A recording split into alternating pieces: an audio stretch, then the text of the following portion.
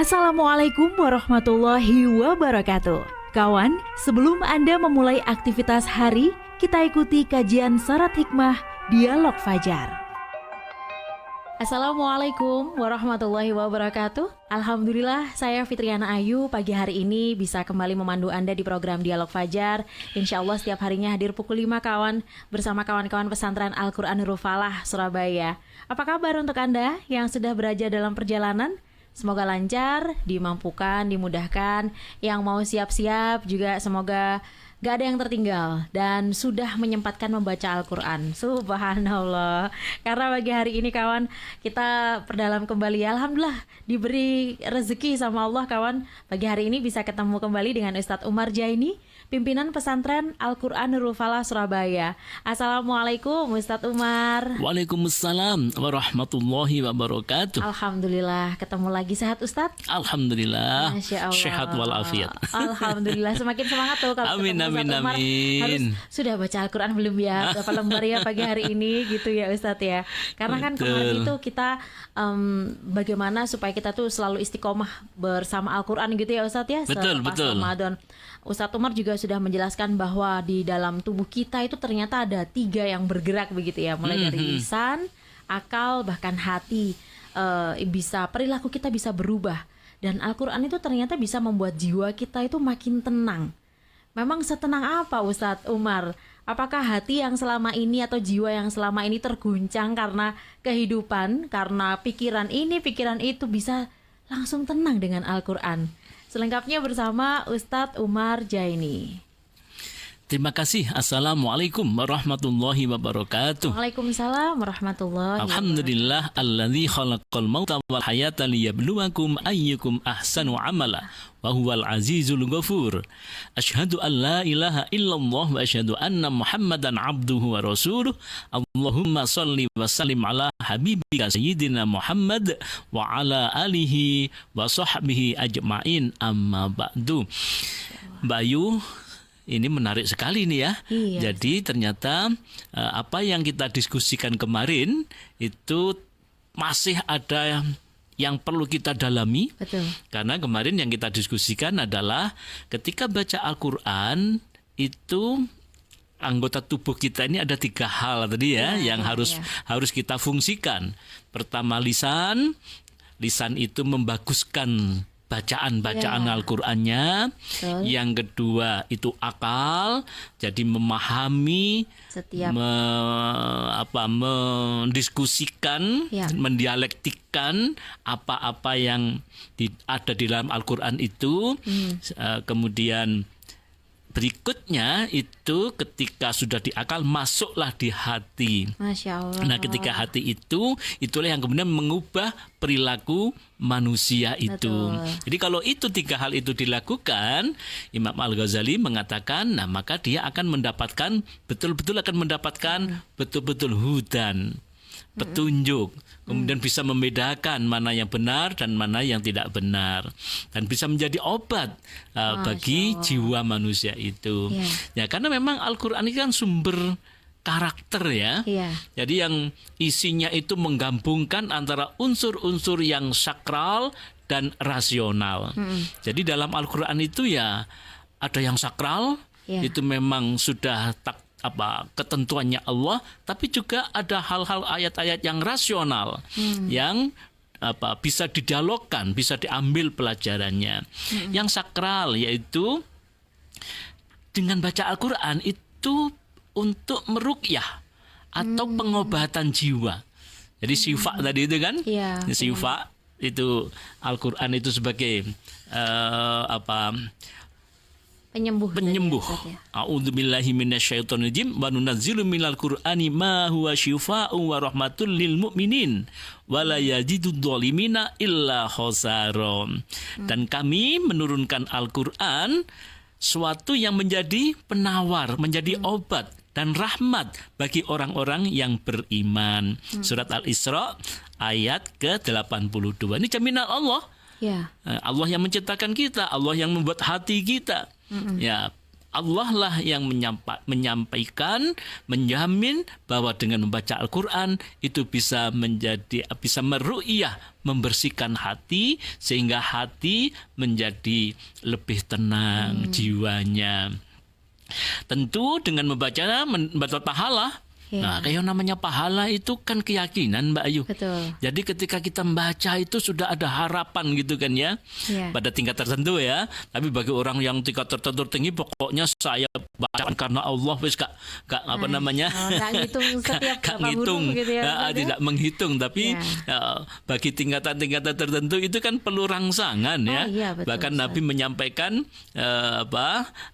baca Quran itu per huruf itu pahalanya. Ada ketenangan sendiri, ada motivasi tersendiri ketika membaca Al-Quran. Yang menjadi keyakinan lagi adalah Al-Quran akan memberikan syafaat, penolong baik di dunia dan bahkan kelak di akhirat. Jadi kalau kita berkawan dengan Al-Quran itu, sesungguhnya inilah kawan yang abadi. Yang di dunia kita mendapatkan ketenangan, kenikmatan ketika bersamanya, membacanya, lalu kemudian bisa menyelamatkan kita karena bisa membedakan mana yang salah dan mana yang benar, dan ternyata Al-Quran akan menemani kita sampai kelak di yaumil kiamah. Ini jadi kawan yang abadi sesungguhnya Al-Quran atas rahmat Allah Subhanahu wa Ta'ala. Nah, itulah kawan, karena Al-Quran memang eksistensinya dijaga oleh Allah. Membaca surat-surat tertentu itu bisa membawa kemanfaatan bagi pembacanya. Jadi kalau nggak salah Mbak Ayu kemarin tanya ya, gimana kalau membaca surat Al-Muluk misalnya misalkan, betul. Atau surat-surat tertentu. Ya, karena kita yakin dan meyakini bahwa Rasulullah menyampaikan seperti itu, ada hikmah-hikmah yang terkandung di dalamnya. Ya, insya Allah orang-orang yang membaca ayat-ayat itu secara istiqomah, maka akan ada sesuatu dampak positif dari orang tersebut. Tentu tidak meninggalkan yang lain-lain kan, ayat-ayat yang lain. Pengalaman Mbak Ayu, pengalaman pribadi. Insya Allah saya agak sering atau istiqomah baca surat Al-Insyirah itu. Masya Allah. Alam Nasrah itu kan ya, yang terkenal itu. Itu setelah sekian tahun memang terasa ada yang membekas di dalam hati itu. Ada kenikmatan, ada merasa ringanlah menjalani hidup ini. Problem pasti ada, tapi ketika menghadapi problem, apakah problem kesehatan, apakah problem ekonomi, apakah problem rumah tangga, pasti ada. Tapi ketika sering istiqomah membaca ayat-ayat ini, kok rasanya saya tidak tahu bagaimana kawan pendengar yang lain apakah juga merasakan seperti itu. Tapi saya meyakini ketika membaca dengan istiqomah ayat-ayat tertentu itu ada pengaruh di batin seseorang. Masya Allah. Kemudian kepiawaian mengkomunikasikan ya lagu-lagu untuk suasana riang, gembira dan keindahan, serta suasana yang pilu dan menakutkan akan membawa suasana yang karakter kejiwaan bagi yang membaca ataupun yang mendengarkannya. Maksudnya begini Mbak Ayu, di dalam Al-Quran itu kan bermacam-macam. Ada yang berupa ancaman isinya, ada yang berupa menggembirakan, kabar-kabar gembira, surga, kemudian bagaimana orang-orang yang berbuat baik akan mendapatkan imbalan yang sedemikian rupa. Tapi juga ada hal-hal ayat-ayat yang menakutkan. Bagi mereka yang bisa memadukan lagu-lagu atau cara membaca dengan, tentu harus tahu artinya ya. Betul. Ketika tahu artinya itu, ini bisa membekas di hati ini. Masya Allah, bagaimana ketika disebut neraka jahanam, yang orang-orang yang tidak menjalankan perintah Allah, bahkan yang ingkar kepada Allah akan dimasukkan di neraka yang sedemikian rupa, dibaca dengan sedih misalnya begitu. Nah, ini akan membawa karakter tersendiri, Masya Allah, bekas gitu. tersendiri. Artinya dia takut ketika berbuat salah. Nah, ketika membaca ayat-ayat seperti itu, maka kalau kita dengarkan imam-imam di Masjidil Haram itu kan ya, sampai meneteskan air mata itu ketika baca surat-surat yang berupa ancaman, yaitu karena sudah membekas dalam hatinya, tahu gitu kan. Dan begitu juga ketika membaca surat-surat yang ayat-ayat Al-Qur'an yang sifatnya kabar-kabar baik, kabar gembira, Indah, indah, iya, itu bagaimana gambaran surga, bagaimana gambaran itu membawa karakter tersendiri, membekas ketika membekas dalam jiwa manusia. Masya Allah. Dan tentu Al-Quran sangat rasionalitas karena dapat diterima dengan akal. Ayat-ayat Al-Quran yang menjelaskan tentang bagaimana pergantian siang malam itu agar difikirkan, itu sangat rasional sekali. Bagaimana tumbuh-tumbuhan diciptakan oleh Allah, bagaimana hujan turun, di mana menyimpannya Allah air hujan, itu semua ada di dalam Al-Quran itu. Dan ini sangat rasional dan bisa dipelajari.